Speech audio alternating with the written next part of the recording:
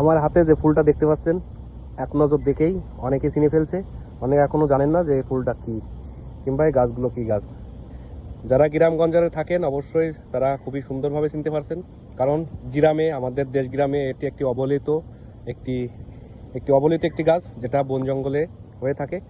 আর সেই বন জঙ্গলের গাছ সিঙ্গাপুরে হাজার হাজার ডলার খরচ করে কিন্তু এগুলোকে পরিচর্যা করে, প্লাস এগুলোকে দেখুন কত সুন্দর করে লাগিয়ে রাখছে শুধুমাত্র বিল্ডিংয়ের সৌন্দর্য বৃদ্ধির জন্য।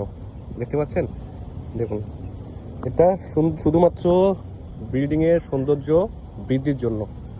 আর এগুলো আমাদের দেশ গ্রামে ফেলানো থাকে, বাগানে হয়ে থাকে, এগুলো আমরা পরিচর্যা করি না কিংবা আমরা এর কোনো মূল্যায়ন করি না। কিন্তু এই সিঙ্গাপুরে এসে এগুলার মূল্য $1000, এগুলোর মূল্য $1000, ভাবা যায়?